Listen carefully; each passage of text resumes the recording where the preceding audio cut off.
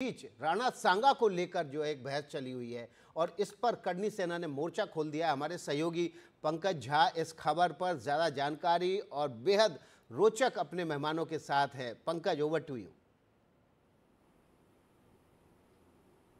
राणा सांगा पर समाजवादी पार्टी के सांसद रामजी लाल सुमन के बयान के बाद से सड़क से लेकर संसद तक घमासान मचा है। एक तरफ बीजेपी और तमाम क्षत्रिय संगठन जुड़े हुए हैं, तो दूसरी तरफ आपको बताएं कि समाजवादी पार्टी और इसी समाजवादी पार्टी के प्रवक्ता उदयवीर सिंह हमारे साथ जुड़ रहे हैं। उदयवीर जी, एक बात बताइए, राणा सांगा को आप और आपकी पार्टी वीर मानती है, बहादुर मानती है? समाजवादी पार्टी के राष्ट्रीय अध्यक्ष माननीय अखिलेश यादव जी ने और हमारी पार्टी के अपने ऑफिशियल अकाउंट से हम लोगों ने स्पष्ट किया कि राणा सांगा को हम वीर भी मानते हैं, बहादुर भी मानते हैं और देशभक्त भी मानते हैं। तो जब ऐसा है तो संसद में जो 21 तारीख को आपकी पार्टी के सांसद ने बयान दिया, तो उस पर माफी मांगने को क्यों तैयार नहीं? वो क्यों कह रहे हैं कि मैं जीवन भर माफी नहीं मांगूंगा? सवाल माफी का नहीं है, वो शब्द संसद में ही निकाल दिया गया था और समाजवादी पार्टी का स्पष्टीकरण उसके बाद आ गया था। किसी को अगर नाराजगी या विरोध है तो विरोध करने का अपना एक तरीका है। आप ये देखते हैं कि बोलने वाले की सामाजिक, आर्थिक, राजनीतिक किस तरह की हैसियत है, इसके हिसाब से तय करते हैं कि इनके घर को बुलडोजर से गिराने खुद ही चले जाएंगे।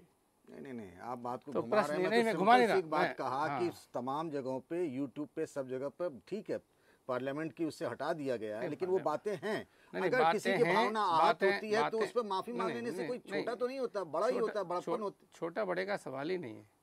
बिना किसी की मांग के जब पार्टी ने अपना पक्ष स्पष्ट रूप से रख दिया और जो रामजी लाल सुमन जी का तर्क था, उस तर्क से मैं सहमत हूँ कि देशभक्ति धर्म और जाति के हिसाब से नहीं हो सकती। उनके इस तर्क से सहमत है कि वो गद्दार थे? नहीं, ये शब्द ही निकाल दिया जब हमने स्पष्ट कर दिया। आप भी मेरे मुंह में अपना शब्द रख रहे हैं। जब मैंने आपसे ये कहा कि समाजवादी पार्टी मानती है कि वो देशभक्त थे, वो बहादुर थे, उनकी वीरता को लेकर कोई प्रश्न नहीं है।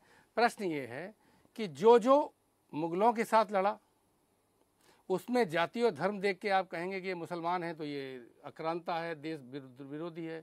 जो गैर मुस्लिम है ये फिर आपको रुक जाइए, पूरी बात सुन लीजिए, ये कुछ नहीं है। या जो अंग्रेजों के खिलाफ लड़े, जो खिलाफ लड़े वो देशभक्त, जो अंग्रेजों के साथ रहे उनकी देशभक्ति पे सवाल उठा सकते हैं। उसमें भी समाजवादी पार्टी का मानना है कि आज़ादी के बाद की जो बातें हैं, आप पुराने इतिहास के हिसाब से आज के लोगों को अंग्रेज इसकी औलाद उसकी औलाद कहेंगे। नहीं, इतिहास के पन्ने दोनों तरफ से पलटे जा रहे हैं। मैं एक चीज जानना चाहता हूं कि कहीं ऐसा तो नहीं है कि रामजी लाल सुमन के नाम और उनकी जाति बिरादरी के पीछे आप लोग वोट की फसल उगाना चाहते हैं? आपको लगता है ये दलित बनाम एक जाति संघर्ष हो जाएगा, आपको फायदा होगा जिस वोट के जुगाड़ में है? ये दलित और गैर दलित का कोई सवाल रामजी लाल सुमन जी ने नहीं उठाया था। उन्होंने सिर्फ ये कहा था कि इतिहास की घटनाओं के हिसाब से आप लोगों को टर्म नहीं कर सकते आज के समय में। और उन्होंने जो कहा था उसमें अगर मान लो उन्होंने कोई शब्द का ऐसा प्रयोग कर दिया जिससे असहमति थी तो वो राज्यसभा से भी हट गया और समाजवादी पार्टी ने भी उस पर स्पष्टीकरण दे दिया। अब मुद्दा सिर्फ ये है कि रामजीलाल, जो दलित की बात आई, रामजीलाल सुमन जी के घर आप बुलडोजर लेके गिराने चले गए। नहीं, इस बात की तो मैं भी निंदा करता हूं। इसके बाद अपने हाथ बहुत सारे लोग ऐसे हैं, उदयवीर जी, जिन्होंने आज एक बयान दिया है। क्षत्रिय करणी सेना के अध्यक्ष हैं राज शेखावत। आगरा में 12 अप्रैल को एक बड़ी पंचायत की जा रही है। उस पंचायत को लेकर के एक बयान आता है राज शेखावत का। वो कहते हैं कि आप सब एक झंडा और एक डंडा लेकर पहुंचे।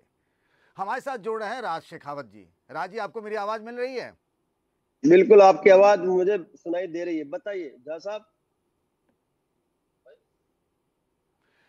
शेखावत जी, एक बार बताइए, अगर आपको किसी के बयान से आप आहत हैं, कुछ लोग आहत हैं, तो मेरा सवाल ये उठता है, तो आप ये झंडा डंडा लेकर क्या करेंगे आगरा में, जैसा पिछली बार हुआ था?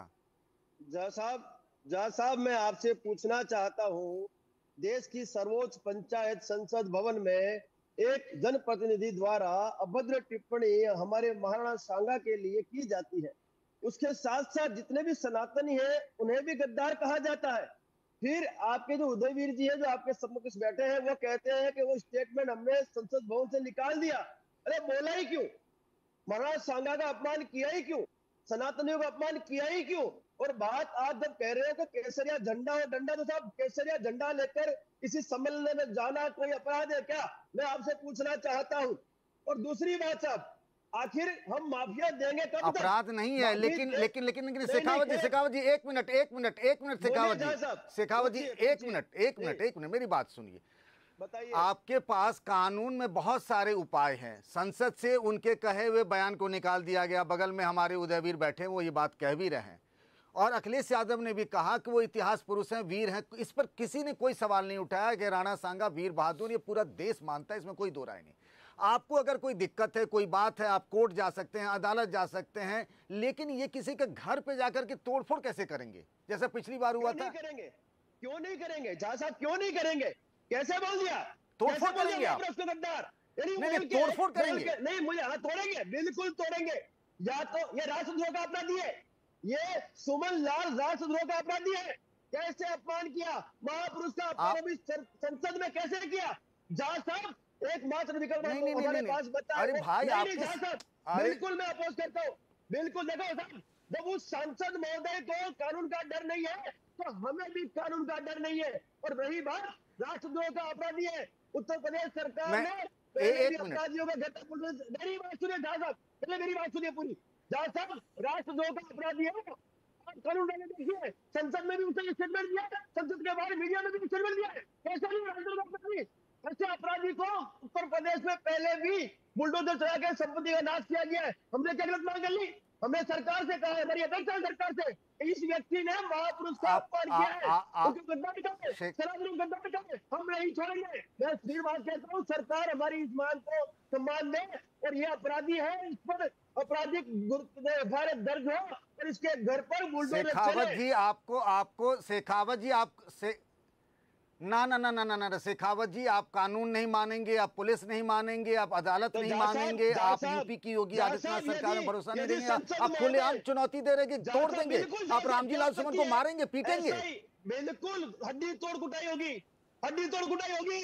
अब जो भी व्यक्ति हमारे महापुरुषों के बारे में, हमारे धार्मिक ग्रंथों में, हमारे करेगा, एक करके चुन के घर में घुस हड्डी तोड़ कुटाई की जाएगी। जिसको जो करना है करने, बर्दाश्त नहीं होगा। आप जो कभी कोई मंत्री कुछ बोलता है हमारे महापुरुषों के बारे में, कभी कोई मंत्री कुछ बोलता है हमारे महापुरुषों के बारे में।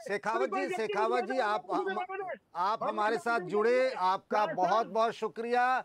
छतरी करनी सेना के डॉक्टर राज शेखावत कह रहे हैं कि 12 तारीख को जो पंचायत है उसमें जो ऐलान है वो रहेगा। उदयवीर जी से मैं आखिरी सवाल लेते हुए फिर प्रभाकर के पास हम चलेंगे। उदयवीर जी, उन्होंने साफ साफ कह दिया कि हम रामजी लाल सुमन को तोड़ेंगे।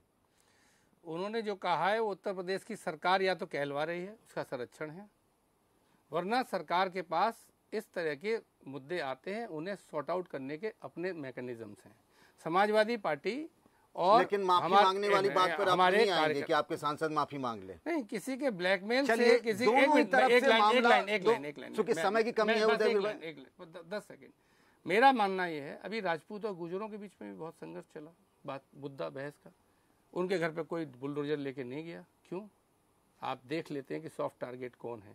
गुजर एक मजबूत कम्युनिटी है, मामला दलित एक कमजोर कम्युनिटी है, और यूपी में राजनीति बिल्कुल हाई पर है। राणा सांगा पर जो विवादित बयान आया है उसके बाद अब 12 तारीख पर नजर होगी कि आखिर उस दिन क्या होता है। चलते हैं पटना।